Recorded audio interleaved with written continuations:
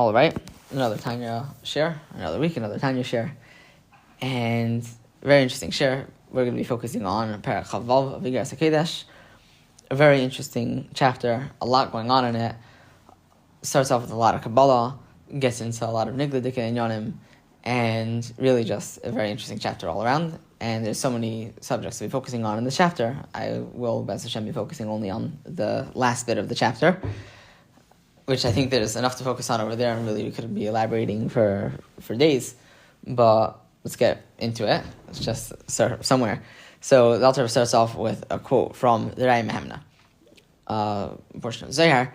And over there, the Raya Mehemna, without reading the whole thing, I don't want to get too focused on other details. It's very easy to get lost in this chapter. But the Alter Rebbe essentially brings a quote that seems to say that Torah that involves Isser and Heter and Toma and Tara and also in Mutter won't be relevant when Moshiach comes. So the Alter Rebbe brings a smashing amount of niglah'dike proofs that these things will be very relevant when Moshiach comes. And so he asks, how is it possible? What is the Raya Mehemna saying?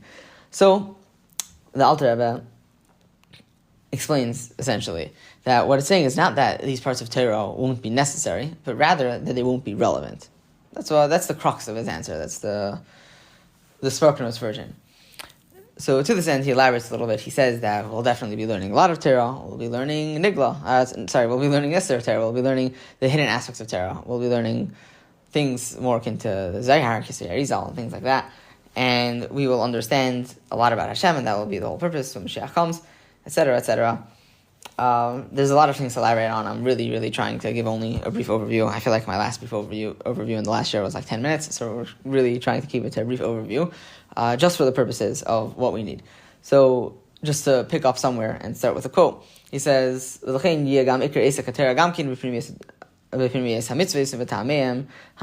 therefore the main portion of studying Torah will be in the inner aspect of mitzvahs and their hidden reasons. The revealed parts, will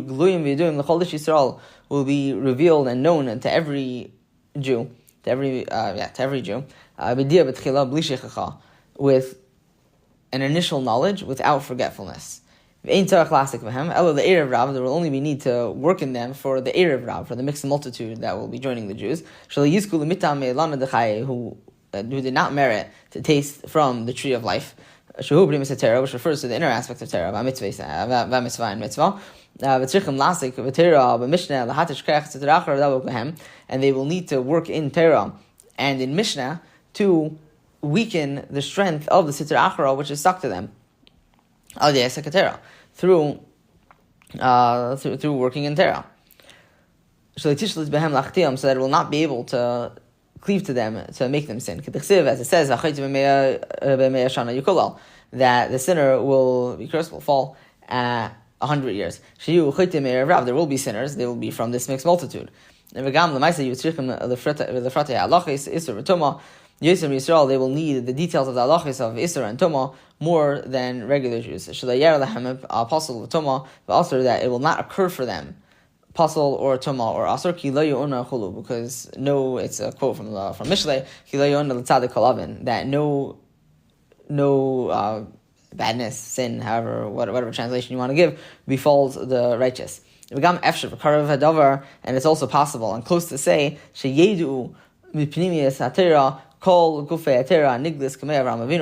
they will know from the inner aspects of Torah all bodies of Torah which are revealed. That is to say, all laws of Torah which are part of Nigla, like Avraham Avinu, and therefore they will not need to work in them at all. That is seemingly the end. There's a thing about Yasheni, etc. That's basically the gist of what the Alter Rebbe says. Now, when we look at this, there seems to be a whole mountain of questions to be asking. I think I would say foremostly that it seems when you posit the idea that a person just won't do Averis. They won't need to learn halacha. Why? Because they're not going to do an Avera. Because no bad befalls the righteous. There's a notion in Masechus Chulin that Rabbi Zera pulls out twice, I believe, that the behema of Rabbi Pinchas ben Yair was once fed produce which needed to be, or was once fed grain which needed to have meiser taken from it, and it did not have meiser taken from it, and as such the animal refused to eat it. And Rabbi Zera said that if this is the case with the animals of the righteous, certainly no bad actually befalls the righteous, and no averos befall the righteous, and therefore you could look at a tzaddik, say they did kach v'kach, they did such and such an action, and as such it's allowed. Even saying that, Bez Hashem will focus on a little bit later, but it's a very big stretch to say, Pasha, for Gans Kal Yisrael, anyone that isn't part of this mixed multitude, anyone that learned some previous of Torah in their life, and Moshiach comes up, mitamol, they can't do any avera. You look at them and you see you can pass on Shulchan Aruch based on what they're doing, because if they do something, certainly it's not usher. Not only is it a stretch, but it seems to very much negate that which Alter Rebbe says at the beginning of this chapter. Because he says over there that one of the details, for example, just as an example, is that we're going to need to know the halachis of Shia and the Rasa of shechting, that you're going to know the details about you're not allowed to wait a certain amount of time, etc. And the Alter Rebbe asks, are people going to be born with the instinctive knowledge of how to shecht? And if you say that people are all going to be righteous and we're not going to be able to do averis, then seemingly you're answering that question with, yeah, people are going to be born knowing all of the halachas. A person's going to try to shecht, and automatically their hand is going to do the full procedure properly, and there's not going to be anything wrong. It seems to be what the Alter Rebbe is saying at face value. So that's, I guess I would say, a more general question to look at the beginning. So there's a few other questions to be asked. On that line of thought, you could also ask, so what happens to our Bechira Chavshus if we say that? If we say that we're not able to do an Avera, then is Bechira Chavshus also going to stop when Moshiach comes? It's a question to be asked. But there's a few more niglah'dike questions to be asked over here as well. One niglah'dike question is, what's going to happen to the mitzvah of Talmud Torah? Parts of Torah that we're just not going to have to study? Is that what it is? How could you say? I mean, the Alter Rebbe has a whole thing over here about mitzvahs teles. We didn't really get into it, but we're not going to say at this point. The Alter Rebbe is very clear that we're not talking about a point in time where we say mitzvahs teles also love. We are going to have a full obligation in all mitzvahs, and as such, one of the mitzvahs, one of the 613, is to study Torah. At least one of the 613. There are other opinions that add some more mitzvahs onto there, but studying Torah is definitely a mitzvah, and we're going to be chayiv in it. What's happening to that obligation? So, the foremost thing I would say that maybe screams out is that there's a mitzvah that we need to know all 613 mitzvahs, and there are details in the halachos. Alter Rebbe discusses this at length in chapters 2 and 3 of his Talmud Torah. And to this I would say there's actually technically the Alter Rebbe wove in just a very clear answer into this. He says that there's not going to be forgetfulness, so seemingly there's going to be some kind of knowledge that everyone has of all of the mitzvahs, and we're not going to forget. So if there's not going to be forgetting of mitzvahs, then you don't fall into this problem of forgetting 613 mitzvahs, because the mitzvah is technically to not forget. It's based on the pasuk. It says that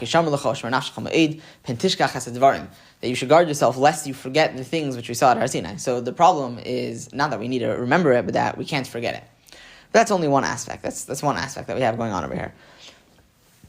And there's another aspect that we have, which is besides for that obligation that we need to know 613 mitzvahs, we also have, Chachamim tell us, that we need to divide our time for studying Mikra, Mishnah, and Gemara.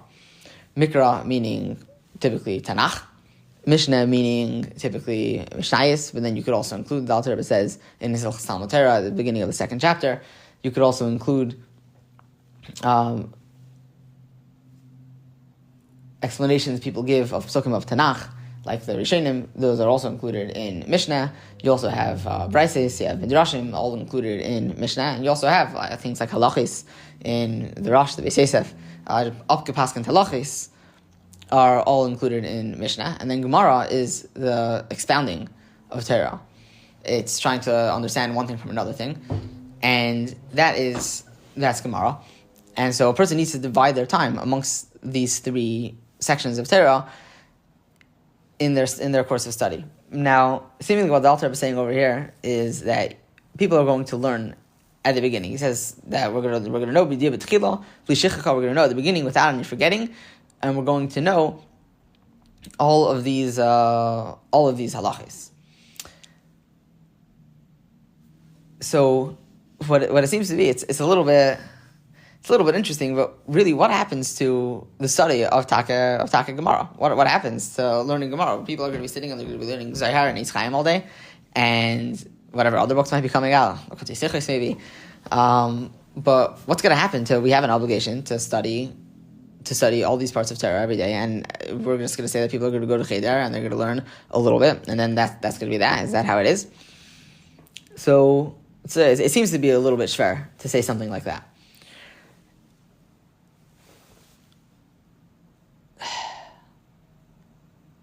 There's a point to be made, which is that the Alter Rebbe says in Likutei Torah, in a Maimer Shir Hashirim, he says that Kabbalah is actually included in the third of Mikra.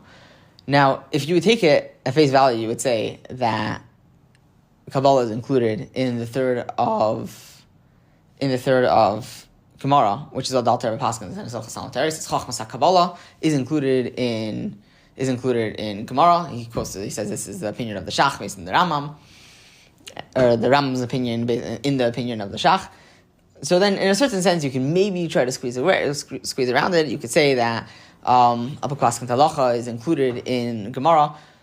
Just to be clear, there is a certain notion, I don't know if anyone noticed, but there is actually a whole portion of Torah that we don't actually go through in such a regular way, which is Mikra, and it's not really in the style nowadays for most mainstream Haredi places.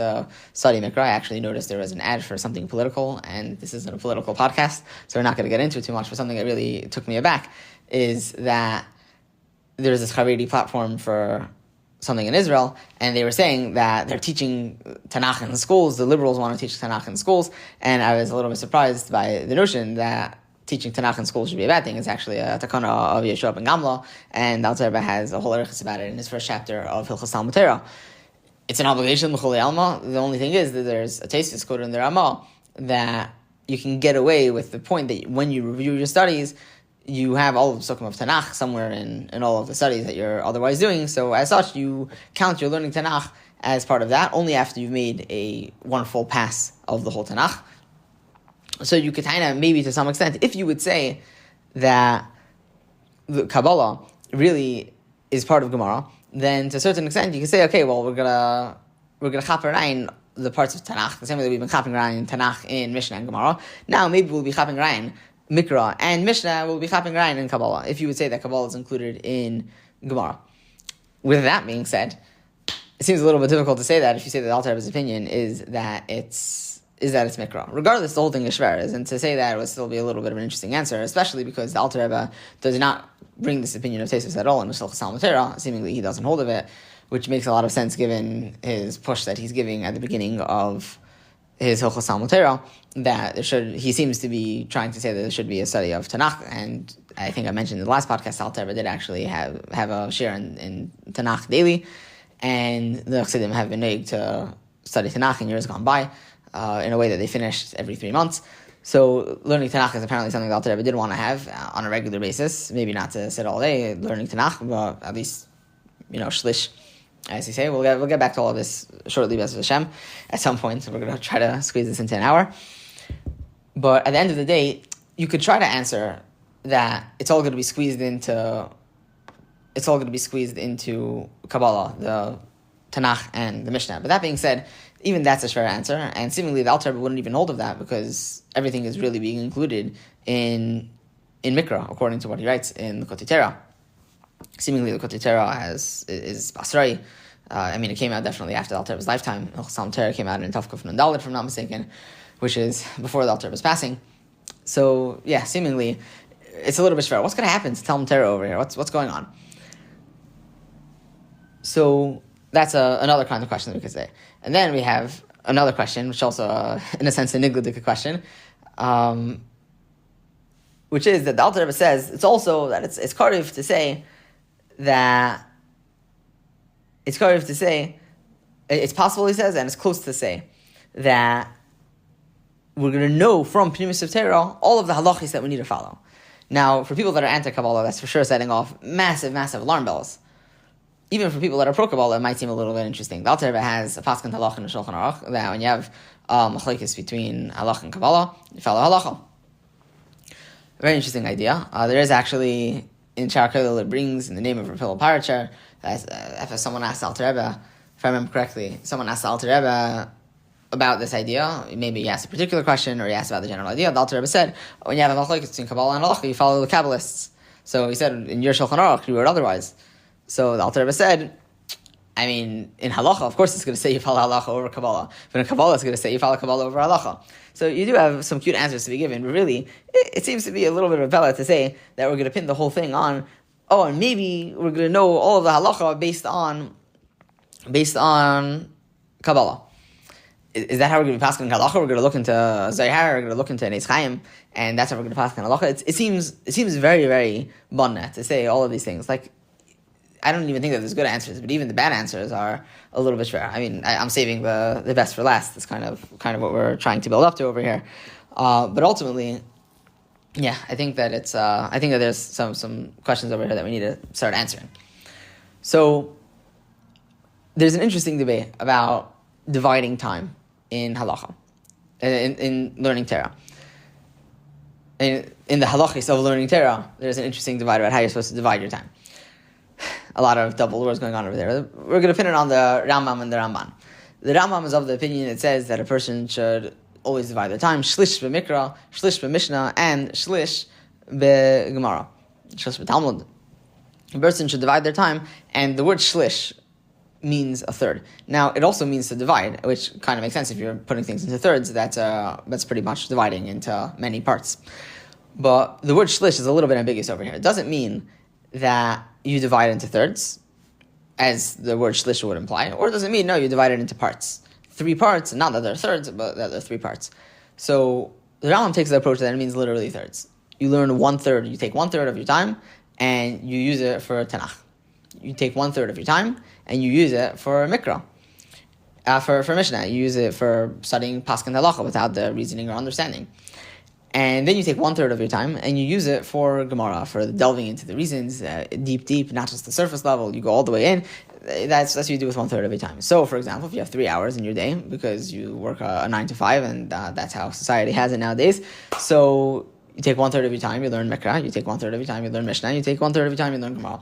Comes the Ramban, and the Ramban says, "What's going on? It's much easier to go through the whole Tanakh than it is to go through the entire Torah Shabbal Peh that's included in Gemara. Even to go through the whole Mishnah is not an easy feat. To go through the whole Rush, to go through the whole Beis Yosef, to go through the whole Shulchan Aruch, all of these things that are now basically included in Mishnah because they're just Paskan Halacha. To go through the entire corpus of Paskan Halacha, the halachis of Absurdities and all of these miscellaneous things, it's very difficult. And to say that you're going to divide your time into thirds, you're wasting so much precious time that could otherwise be spent learning halacha at the very least, and also learning Gemara. Now, there is a certain amount of precedence that's given to halacha. First, you need to know the halacha so you can live your day-to-day life. But then, once you're beyond that point, there's still so much of a corpus of halacha that we need to be studying, and there's more than just halacha. There's so much Torah, the depth of the reasons, and say that a person should take so much time that should be devoted to that, and then put it into reading Tehillim, the Ramban doesn't like it. There's actually a story, if I'm not mistaken, that when Rabbi Yasher Ber Soloveitchik was a child, it was Rosh Hashanah by night, and there were people in Shul saying Tehillim, and his father, and he wanted to join them, and his father gave him a Gemara, and he said, Tehillim is for people that can't learn Gemara. You learn Gemara. I'm for sure butchering some parts of that story. Just take it as a bad paraphrasing or something like that. But that's the gist of the story. There's a whole thing about David HaMelech saying people say Tehillim, it should be considered like hard Maseches and Mishnayos and things like that. There's a machlokes about if his tefillah was niskabel. Tachlis Geret, the Ramban is not happy about this idea that you have so much time you could be using for Gemara, for delving into the reasoning of Torah, and so he says that shlish does not mean to divide into thirds. He says that shlish means that you should divide into parts. And how should you divide these parts? You should divide these parts in such a way that you're chazer on all of your studies at the same time. So you make a siyum of Tanakh at the same time as you make a siyum of your study of halacha, and at the same time as you make a siyum of your cycle of trying to investigate in Torah. I don't know how you could ever make a siyum on Gemara, not on a particular Masechta, but on to say a corpus of Gemara. It's a little bit interesting, but at the end of the day, that is how the Alter Rebbe brings it in his Talmud Torah. Now, the Alter Rebbe, in an interesting move, he says at the end of his Talmud Torah, at the end of this discussion in his Talmud Torah, he says that you could be makel like the first opinion, like the opinion of the Rambam, and it seems to be a little bit interesting. How could you say that the Rambam's opinion is a kula? Because on the one hand, on the one hand, if you say that the Ramban is right, then you're making your life easier when you follow the opinion of the Rambam, because ultimately learning Mikra is a little bit easier than learning Gemara. But when you look at it, according to the Ramban's opinion is not really Kola. The Ramban's opinion is saying things which are, you're essentially taking good time from Mikra and you're transferring it over to Gemara. So seemingly it's not about lighter or heavier. It's about, practically speaking, how do you need to utilize your time? They're not arguing about how much time you're supposed to spend studying. They're arguing about how you're supposed to utilize that time, and a loss in one is a gain in one part is a loss in the other part. Also because it's technically speaking easier. When you follow the opinion of the Rambam, you're not following the opinion of the Ramban, which is technically a kula. When you follow the opinion of the Ramban, you're not following the opinion of the Rambam. So this is a question that actually bothered me for a bit, but I think the answer is essentially like this: that when we say that you're supposed to divide your time, I don't think it's saying from a halachic point of view. I don't think it's saying that Chachamim got together and they said, we're paskening that you have free time, you sit with a stopwatch and you need to divide it into perfect thirds. And I don't think that the Rambam would say that you need to divide your time into perfect thirds. Firstly, because it's a little bit hard to measure time, especially in the Rambam's day, especially to a precise measure. And secondly, because really this idea of dividing time is something that's only a secondary notion in Talmud Torah. That is to say that in the first chapter of his Talmud Torah, the Alter Rebbe goes through, in a similar fashion to the Rambam, that really there's an obligation to be educated as a child. Now, a child being educated has no obligation because they are a child, and children are famously patur from mitzvahs. Children are educated by their parents. Their parents have an obligation to educate them. Or by their father, I should say. Their father has an obligation to educate them. Mothers do not have an obligation to educate their children. But fathers do. So, when the father educates the child, the father is actually supposed to first teach the kid the whole Tanakh, and then teach the kid the whole Mishnah. And by the time that the kid is already, hopefully, a good way through Mishnah, if not completely finished, that's when their obligation to learn Torah actually starts kicking in, because they turn bar mitzvah. But from the ages of 5 to 10, a father is supposed to teach his kid Tanakh is the thing that a father is supposed to teach his son. And after that, Mishnah, not Gemara. Now, this whole idea of how a person is supposed to divide their time is only, in a sense, b'diavad. And not only is it b'diavad, but it's something that it's not something that's like there's a pasuk, there's a limud about how it's supposed to be. Seemingly, it's practical advice that the Chachamim gave. That this is, you're asking the question of, you have these two options in front of you, what are you supposed to do? And seemingly the answer is you are supposed to divide your time into thirds. Now, what these thirds are, is it 3 parts or is it equal thirds, is something that's debated by the Rishonim. What is the best way to carry this out? But seemingly, it's not that according to the Rambam, if a person learns more time Gemara instead of Mikra, that they're missing out on their obligation of Hilchos Talmud Torah. And I think that this answer is really, if that's the case, practically speaking, no one is being chayshish for the opinion of the Rambam. The Alter Rebbe does go on a bit about how people are not really doing so well in the obligation of teaching Tanakh to their kids, and as I mentioned before, something that he seems to care about. But at the end of the day, even the Alter Rebbe in his daily Seder of learning, had so much more devoted to Tanakh, to non-Tanakh parts of Torah, so much more than he did to Tanakh. And even if you take the Zohar, it doesn't say exactly how much Zohar he studied, but it seems to be that the main amount of his Torah study was not in Mikra. And not only the main, but I think that it's more than 2/3 of his Torah study was not in Mikra. Seemingly, it could be off, but more than that, I think is definitely something that's apparent with basically everyone, virtually everyone. I would say people like the Ramah and people like the Beis Yosef, everyone included, it seems to be. To say that, it seems to be, really is a good segue into the next portion of this. We'll hold that thought for a second. The idea of saying that it seems to be based on the act of tzaddikim, that you could pass on halacha based on it. It's a good segue into the next idea, but again, we're gonna hold on to that thought as Hashem and save it for in a couple of minutes. But it seems to be that it's not actually a debate in regards to halacha. It seems to be that it's a debate in regards to practical advice. Now, if you hold with Alter Rebbe's vart that Kabbalah, Chachmas Kabbalah is actually considered Mikra, then maybe it becomes a little bit easier. You could say that certain people are learning more niglah'dike things, and so their 1/3 of the time was spent studying Nisr, and because they were spending studying Nisr, that's part of their third of Mikra. But again, it doesn't seem to be that anyone had such a precise measuring system for getting exact thirds. Now, the Alter Rebbe does say that you can be makel like this opinion, and it seems to be that no one's being makel like this opinion. But not only is no one being makel, no one's being cheshish for this opinion.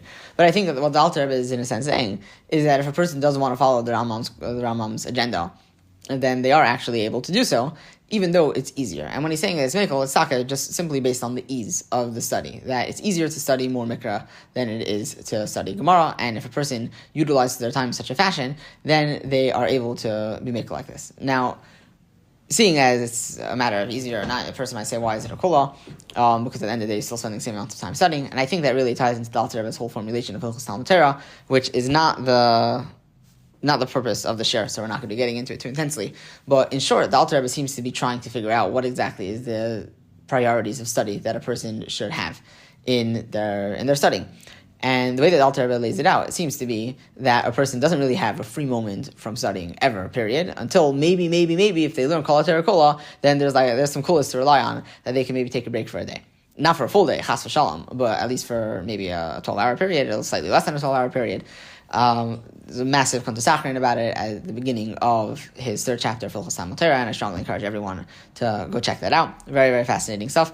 But at the end of the day, when the Alter Rebbe is talking about what you need to be studying, when you say that a person's entire life needs to be given over to Torah, the idea that you could study something a little bit easier on the mind is a very big kula in regards to the general premise of what we're talking about. When the general premise of what we're talking about is that you need to devote your entire life to Torah study. When you need to devote your entire life to Torah study, this is a very crucial kula to be saying. I think that's why it's framed as a kula, not just as Alter Rebbe being a paskin like the Rambam. At the same time, though, you can also hold like the Ramban. And in the scheme of what the Alter Rebbe is talking about, where he essentially says that, a person, in a practical sense, needs to follow the Ramban. When you think about it from all other points of view in regards to other obligations in Hilchos Talmud Torah, I know I'm being vague, I'm trying to not get too into details. I strongly encourage everyone to learn the whole Hilchos Talmud Torah cover to cover to understand more about what I'm talking about. But ultimately, when you're in the scheme of things that you need to cover Kol HaTorah Kula in your lifetime, the Ramban's opinion is basically just the norm of what you need to do. The Rambam, in the face of that, is a massive kula. A person could say, they get up there to the Ma'ila and they say, have you finished Kol HaTorah Kula? If a person says no, and they say, why not? They could say, I was being makel like the Rambam. My taka spent 1/3 of my free time learning Tanakh, going through Tanakh, and going through Kabbalah, things like that. And at the end of the day, if a person didn't finish their obligation in other parts that they need to be studying, it is to a very big extent. It is a kula. So in the scheme of what the Alter was talking about, as far as a person utilizing their time, ultimately it is a kula in the general scheme of Hilchos Talmud Torah. I feel like that was too vague to be putting into here, which is not a Hilchos Talmud Torah share. Maybe I'll give Hilchos Talmud Torah shares at some point, but ultimately this is, I think, going to suffice for now for the point that we're trying to make, which is that when we say that a person will study at the beginning, they will study at the beginning, and they will have all of the knowledge. In a practical sense, the reason why we need to learn Gemara all day, every day, for all time, not just Gemara, I mean the delving into the depths of Torah, the reason why we do this is because, practically speaking, that's the avodah of this generation. When the Chachamim gave the advice that this is why we're supposed to do what we're supposed to do, it's because it's the avodah of the generation that we need to be going through Kol HaTorah Kola. The Alter Rebbe actually explains this in this chapter, that in their days, this is the part that I said about Bayesheni, they needed to study halacha, not just so they can know what to do, but also because that was their whole avodah in their refinement of spiritual sparks, etc. That was the avodah of those days. So the Chachamim, when they gave their advice bearing in mind what we actually need. In a practical sense, if we come to Moshiach times and we don't have a need for this, then the premise of the question falls away, because we'll know the halacha. The Alter Rebbe says that. He says we'll have a b'yediyah b'tchila, and we won't have any forgetfulness. And the Alter Rebbe is slowly checking off all of the boxes of what we actually need for Hilchos Talmud Torah. You're getting rid of the chiyuv of Raki Shomer, and you're getting rid of the chiyuv of Vishinantam when you take away these points. And ultimately, you come to a place where you know all of halacha, and so that entire point is taken away, and you're not forgetting any of halacha. So that whole point is taken away. So practically speaking, in regards to Igeres Hakodesh, what are you supposed to be studying? The answer to what you're supposed to be studying is do the avodah of the generation, study Pnimis Torah. So the question really falls away when you look at it from that point of view. That is, I think that's one point over here. So then we move on and we say, well, you might have another problem with this regimen in studying Torah, because practically speaking, there's another reason why we study halacha, which is actually, I would say, the primary reason, which is included as part of every other mitzvah. To some extent, that in itself is an acharinish debate, and I don't want to get into that. But there's a part of every mitzvah we need to know how to perform that mitzvah, and to this extent, women are also chayav in Talmud Torah because they also need to know what they need to know the halachas which are pertinent to them, and that's why they make a berachas Torah in the morning, because they study the halacha that's relevant for them, even though women in general are not chayav in Talmud Torah. But it's so much so that they are able to make a bracha. So, faced with this question, the Alter Rebbe goes into something very interesting, which is he says that we'll know the halacha from the beginning, but we won't need to be delving into things too deeply. And the reason why we won't need to be delving into things too deeply is because le'una l'tzadik kol avin, because tzaddikim don't make mistakes.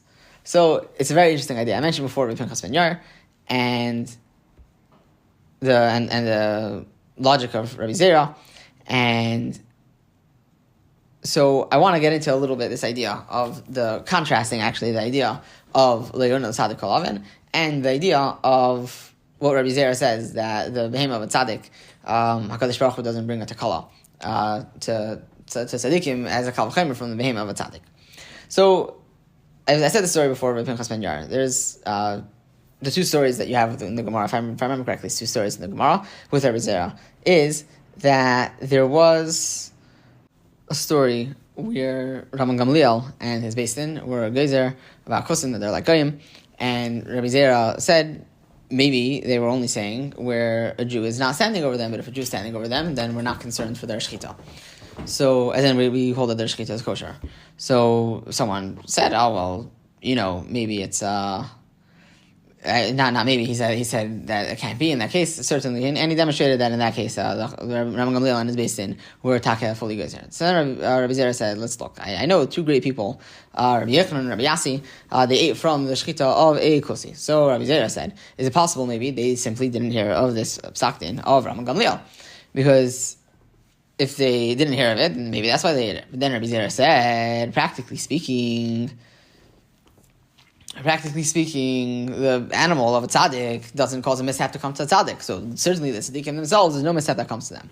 And what's very interesting is that seemingly we accept this ruling of Rabbi Zera the halacha, but there's a catch, and I'll get to the catch in it. I'll try to anthologize all of this hopefully, but the reason why is because later in the Gemara we actually say that the Chachamim of the Gemara got together and they are the ones that were gezer. That a kusi is like a good for all things, and that is the standing halacha today. This is what is passing in Yeridea, in Siman Beis, that the shechita of a kusi is like the shechita of a good for all things. However, it is Xera, it is Rabbanon. That's what the Prima Godim says. The Taz says that it's based on the Chachamim of the Gemara getting together and making this as their decree. So it's interesting because we seem to accept the logic of Rabbi Zera. However, there is to some extent a catch. And just to be clear, the reason why we accept the logic of Rabbi Zera is because if we would say that it's the Beis Din Rabban Gamliel, then we would say that it's because the Beis Din Rabban Gamliel was gezer. There would be no need for the Amirayim to get together and be gezer on something that Rabban Gamliel was already gezer on. You can be machalik, but in Kamakam, it ultimately seems to be that the Taz accepts Rabbi Zera's premise that Rabbi Yochanan held not like this opinion of Rabban Gamliel and his Beis Din when they were gezer. There is another story, which is I think a very famous story, but you never know. So it only seems famous to me because I know the story. But the story is essentially that Rabbi Meir ate a leaf from Beis Sha'an, which might not sound like it makes the news, but really it does. And essentially, it started this whole conversation in which Rabbeinu Hakodesh actually decided, based on this whole conversation, that Beis Sha'an is actually mutter for Maisres, based on this whole conversation.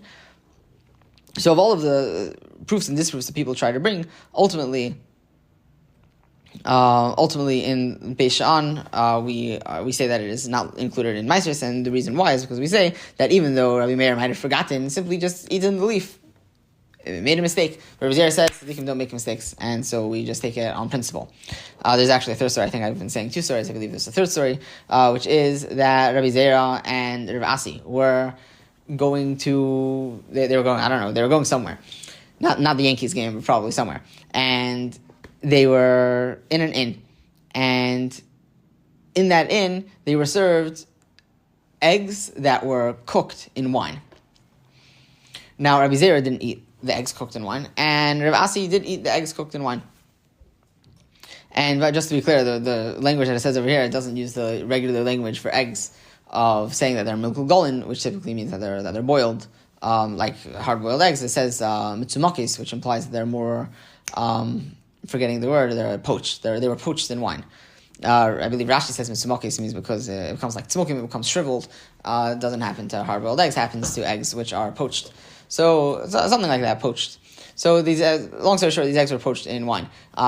So Rabbi Zera did not eat the eggs, and Rasi did eat the eggs. Now Rabbi Zera asked Rasi, he said, "Are you not concerned about Tyrus of Demai? Demai is also derabanan. Demai is untithed produce, or I should say, produce with it, which is suspected of being untithed because it comes from the possession of people who are suspected that maybe they don't tithe, and this is a concern in halacha. It's demai is safe until you take meisters." So Rabbi Zera asked, "Are you not concerned that you need to take meisters from him?" And the Rasi said, "I wasn't thinking about it." He said he wasn't thinking about it. So Rabbi Zera said, it's the same as Kal V'Chomer. He said the animals of tzaddikim, HaKadosh Baruch Hu doesn't bring it to call it to them. Certainly the tzaddikim themselves. So Rabbi Zera said maybe they weren't gezer on Tyrus of Demai. So then it says Rabbi Zera actually went out and he was medayek and he found a tesefta. And in the tesefta, it says essentially this. It says that it brings a whole list of things that a person might use cooking ingredients that are subject to the laws of tithes, and it says that they are all concerns for, if a person buys the ingredients for these things, they're all subject to the laws of demai. However, it says that once these things are actually cooked in their ingredients, or they're cooked with their ingredients, then we are not concerned. We are not concerned about this prohibition because it's tyrivus. It's a mixture. Now, I think we'll start with this one and maybe work our way backwards. You have a tesefta over here, and the tesefta makes the point that Rabbi Zera was trying to make. Now, at the end of the day, do we say that Rabbi Zera paskin the halacha based on them? Sorry, just looking at the time. Hopefully, we're going to finish all in time. Do we say that Rabbi Zera was paskin the halacha based on them? And it seems to be a very interesting line where Rabbi Zera used it as the impetus to try to push forward a halacha. In this case, for example, there's actually another brayso which is quoted later to try to contrast with this tesefta that Rabbi Zera brings. And that brayso essentially says that se'er, which is to say yeast, and also, what was the other thing? It's se'er and something else that causes a prohibited mixture to be a little bit more chomer, a little bit more stringent. That these things, that when they're mixed into a mixture, then we're actually still concerned for demai even when the mixture is already made. Se'er and tavlin and spices. So when you mix in yeast or spices into food, it makes the whole dish to some extent. And so therefore we say that those are a concern for demai. That's the answer that we gave, the answer that I believe Rafram gives for the difference between the case of Rabbi Zera and for the case in the brayso about yeast and spices, is because he says that it makes the dish, the yeast or the spices. Now, even though there is more stringency for yeast and spices in general in halacha, at least for spices, yeast I'm not going to focus on right now, because yeast I think actually is more of an exception to the rule. There's more of a logic to say that it should actually have an effect. But with spices, we said that the whole concept of spices, the whole reason why spices are more stringent in general in halacha is because spices are avidah l'taimeh, that you add them into a dish in order to give a flavor. But ultimately, the concern of spices is not that it builds the dish. The concern of spices is typically that it adds a flavor.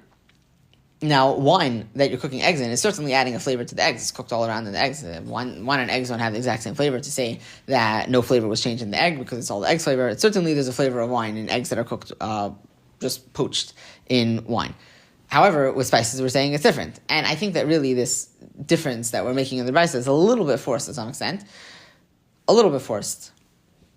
Not 100%. Also, there's another difference that people make in the brayso, and it's also quoted in halacha. But it's a little bit of a forced difference. But at the end of the day, we take the difference. And can we say that Rabbi Zera is paskening based on the story? Well, he's not. He's paskening based on a tesefta. And I would imagine that for Rabbi Zera, he actually felt the need to go out and find the tesefta that actually says this. Because had he not found the tesefta that says this, or at least implies it, then can he actually make that kal v'chomer to say? But at the very least, it seems that Rabbi Zera was driven to prove that this story is actually a story which is halachically acceptable. But we see to some extent that he was trying to paskin based on the story, and only after he went out and he was medayek and he found a Tosefta that actually says this. Notwithstanding the point that there's other brises that seem to argue with it, but we'll try to split the differences between them ultimately in order to make this halacha stand of Rabbi Yassi, because he did the story. How can you say that a takala came into his hand based on it? So that's the story That's the first story. Or I should say the last story. We had the story of Beis Sha'an. Now in the story of Beis Sha'an, the conversation of what happens after the generation of Rebbe is, in a sense, a little bit not relevant, because at the end of the day, Rabbeinu Hakodesh is based in Paskin. Now, as for the question of did they consider the point of maybe Rabbi Meir just wasn't paying attention when he hit it, maybe they did consider the point, maybe they didn't consider the point. Ultimately, for Rabbi Zera, it doesn't make a difference. He's going to follow the original halacha. But that being said, that is the original halacha. He's not really being mechadash halacha.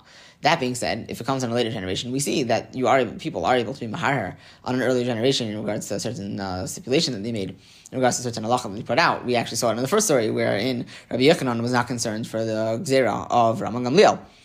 So there would maybe be some reason to argue if you would have a strong basis, and the idea of saying that Rameir forgot, it is possible. But at the end of the day, Rabbi Zera took this premise to uphold the original halacha. So again, he's not really paskening halacha.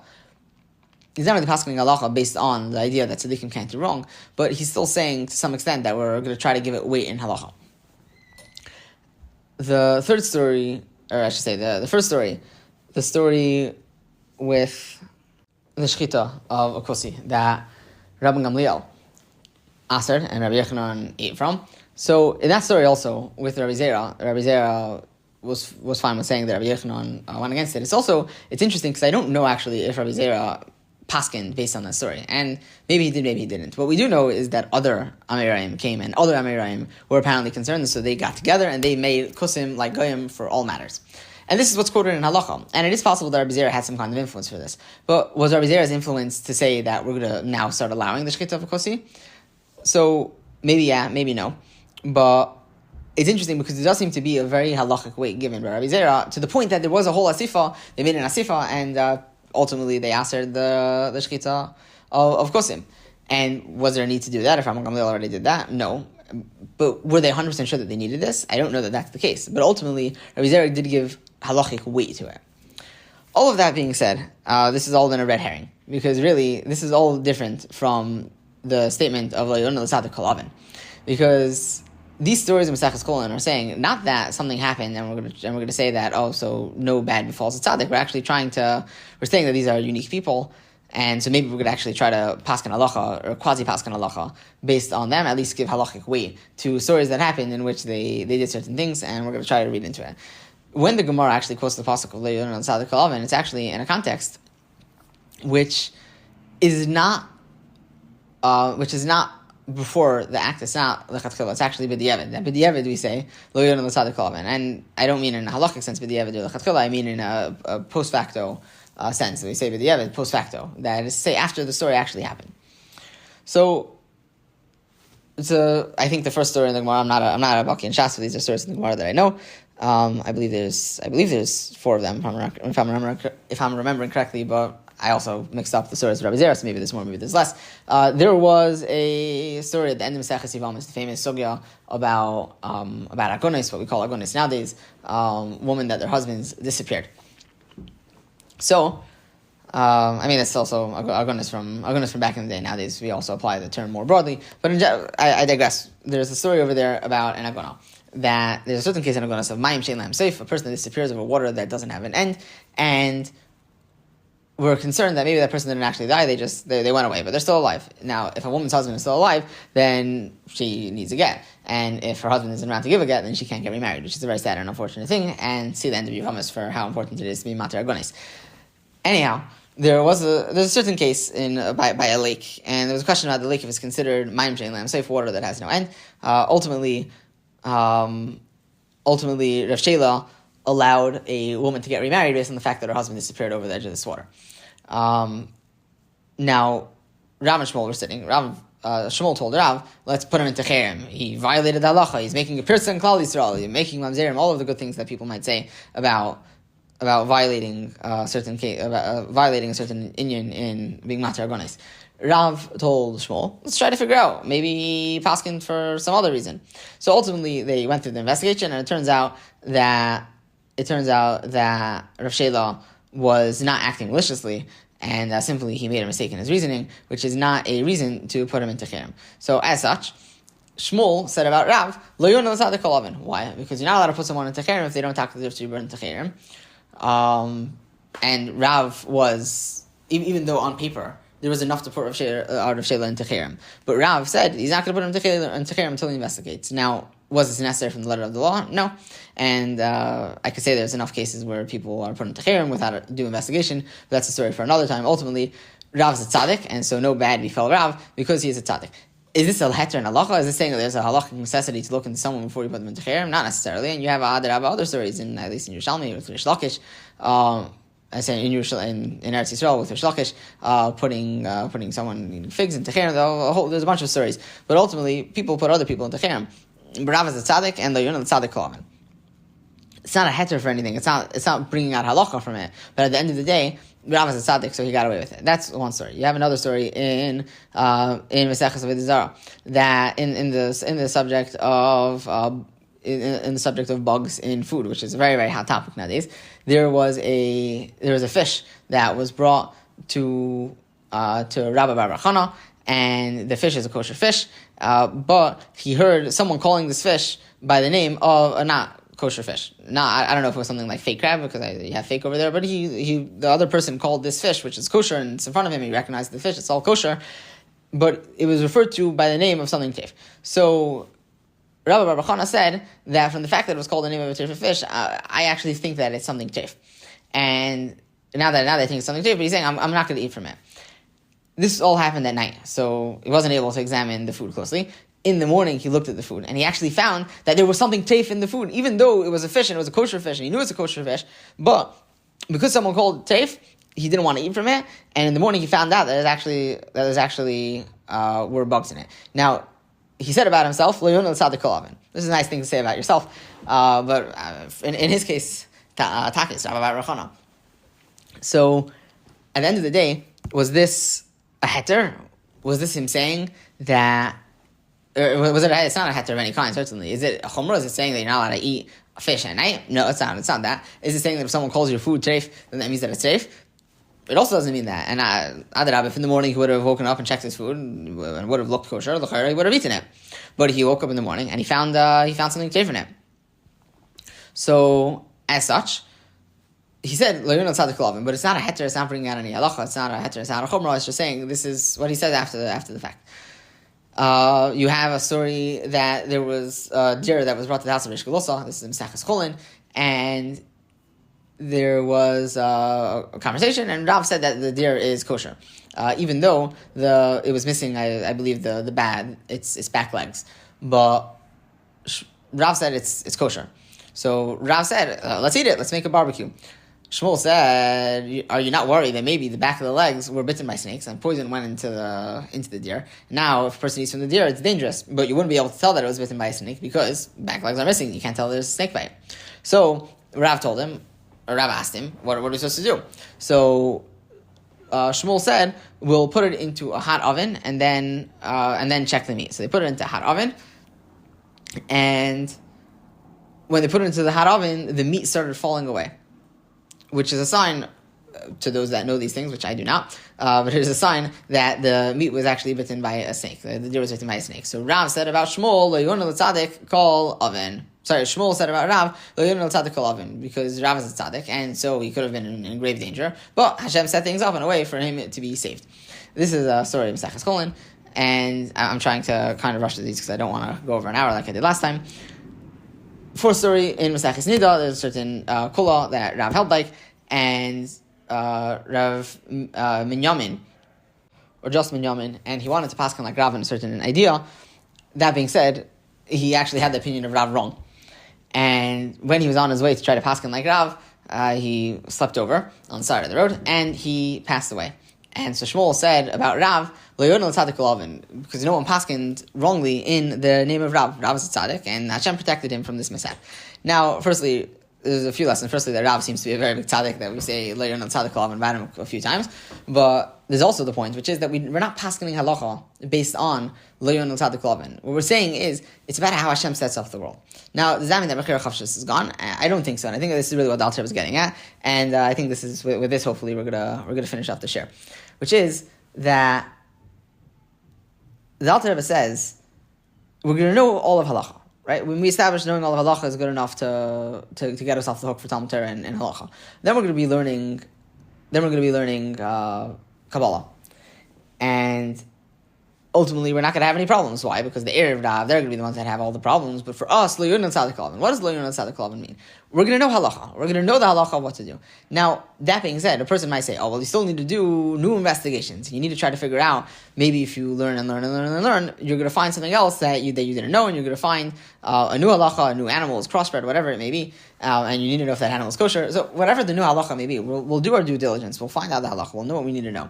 But at the end of the day, the idea of saying that maybe if we knew more, we wouldn't come to a mishap doesn't exist over here. The Alter Rebbe says the idea of needing to be diligent in halacha so that you never come across a case that you don't know. The Alter Rebbe says, and certainly Hashem is not going to cause it. We're going to come to such a place. You have this idea that's expressed by Rav, and in the future we'll all be in such a state where Hashem will cause that the universe will happen in such a way that we won't be coming to a place that will have this need to try to figure out new things in halacha, because ultimately, whatever new thing might happen, either we'll know about it and we'll be able to think about it on the spot, or something that's behind the scenes, Le'yon al-Tzaddik Alav. That's, I think, the whole point of Le'yon al-Tzaddik Alav. Now, it still is a little bit shver, to some extent, because ultimately, what's the impetus to say that we'll have Le'yon al-Tzaddik Alav?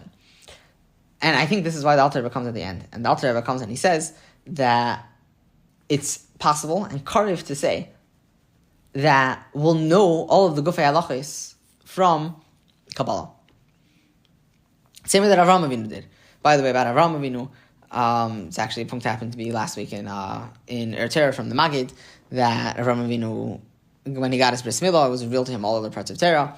Ultimately, it fits very well with the idea you know one part of Torah, and therefore you can know other parts of Torah as well. The idea fits very well together. So at the end of the day, it seems what the Alter Rebbe is saying is like this, because when we study Kabbalah, we will know, not that we're going to be paskening halacha based on Kabbalah, not that we're going to open up a Zohar and start paskening out of the Zohar. It's that when we know the Kabbalah, we're going to be so in tune with the universe, it's going to be, perhaps you could say, similar to the story with Rabbi Bar Bachana. Someone called the fish safe. And is that a reason to say that fish is safe? It's not a reason at all to say that fish is safe. And really, halachically, he could have eaten that fish, and by the way, he would have woken up in the morning and he would have looked at the dish, and lav dafka would he be able to tell there was anything tummy in it, and no one would know the wiser. But at the end of the day, it's that sensitivity that he got, that something felt off about the situation. And because it felt off about the situation, he didn't eat it. In a similar way, not necessarily that we're going to be passing halacha based on Kabbalah, but rather that when we know Kabbalah, it's going to heighten our senses, that if there's something off, we're going to, wait a second, there's something in Kabbalah that says, that implies that in this situation, maybe we should be zahir, maybe that we shouldn't be eating it, or maybe that it is allowed, whatever the case may be, that we'll have this instinct and this intuition that will bring out the actual nature of the Messias, of what's going on. Not that we're going to be knowing the halacha from the Kabbalah, but in a slightly different way. And with this, I think it all clicks together very nicely. We're going to know halacha from the outset. We're not going to need to be worried about lo yoneh, because firstly, you could just say stamazeh, that Hashem is going to arrange it. But it's not just that Hashem is going to arrange it, it's also going to be on our part. When we know Kabbalah so well, we're going to have this instinct about what the halacha is supposed to be, and thereby we're going to avoid coming to any kind of mishap. So that is, I think, the general share. There's one addendum that I wanted to give, which I'm not going to be able to give because it's going to take too much time, about explaining the Maimer of the Alter Rebbe, about how Kabbalah is included in Mikra, and maybe another time, maybe we'll plan another share around it, if it comes up again in a way that seems to be pertinent and relevant. The other addendum that I wanted to give is simply a note on the idea of paskening from Kabbalah, which I feel is something that people have gotten worked up about it in the past, I'm saying in general in Jewry, and I think it's just an important observation to be making, which is that, firstly, Kabbalists are very from people, especially the Kabbalists of old, the Arizal. Yosef, I would argue, is a Kabbalist. The Ramban, certainly a Kabbalist. You have the Chassid. You have a lot of famous names of the Rishonim and Achronim that are Kabbalists.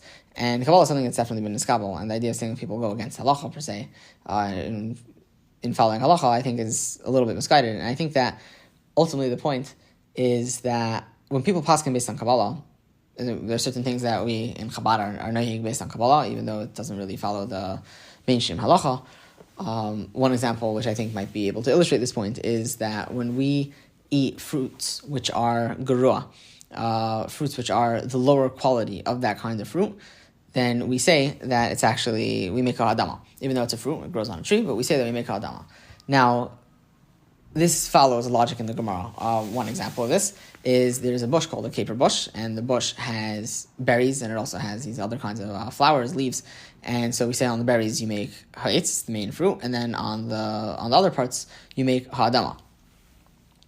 And so you see that you have this idea of a lower quality of fruit that it gets hadama. Even though people do grow the caper bush and they plan on harvesting both of them, it is a main crop of the caper bush, but at the same time it's the lower variety of it. So you have this idea that's out there. You have other things, let's say for example that the heart of palm trees, hearts of palms are shahako in the Gemara.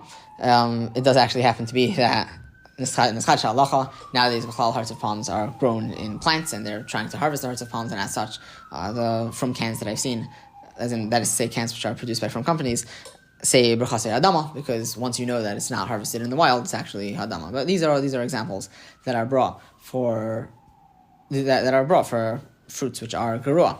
Now, technically speaking, this din is from the Gainim, as in not these dinim that I said are the caper bush, the hearts of palm, but the din that this applies across the board to lower or worse varieties of fruit, that they are considered ha'adama. This din is from the Gainim. Now, the Arizal paskins, if you could say paskins, he kabbalistically intones that you're supposed to make ha'etz on it, and this is seemingly the Alter Rebbe leans in his Seder B'chsenanin, and seemingly this is the minhag. Now, it's a little bit hard to say minhag in Hilchos Brachos because a lot of people don't know Hilchos Brachos, so it could very well be minhag that's caused from a lack of awareness. I also don't know how many people are eating wild apples or pears, but at the end of the day, it seems to be that this is what is in Skabal that people say that the Alter Rebbe meant to paskin like. And I think that really it brings out the point, and I think this is the point that comes typically across the board, that Kabbalah never comes to argue with halacha. The only thing is that we have a seder for how we look at halacha. We don't typically tend to argue with Gainim, just Amazay. Now, Rishonim maybe, the Rambam actually has a famous argument with the Gainim about sugar.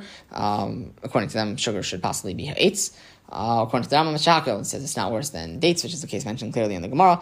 And ultimately, the Rambam's halacha, the Rambam's opinion is accepted in halacha, and we'll help people make shahakal on plain sugar.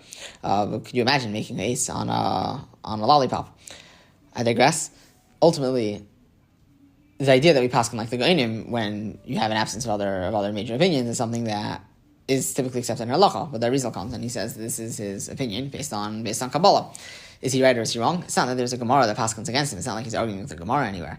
He took a different approach to how to understand the Gemara, and Taka you could take a different approach, because in the Gemara you're talking about one bush that has two separate things, or you have something that's not really at all a crop. The hearts of palms is just an edible piece of wood. Pieces of wood are not fruit; they're not produce. So to say that a person digs into wood and somehow finds a way to make it palatable doesn't necessarily mean that it deserves a bracha hadama. But a fruit that grows on a tree in the forest, just because it's a lower variety of apple, a worse variety of apple, doesn't mean that it loses its status as eitz.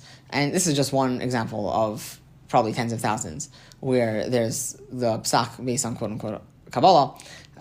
Really, it has halachic backing, it has its own logic behind it, but because it comes from Kabbalah, people might be hesitant to paskin like it. At the end of the day, Kabbalah doesn't stand to go against halacha chas v'shalom, but rather it's just looking at things through a different lens, taking a different path, but ultimately it doesn't argue against core tenets of Judaism, chas v'shalom.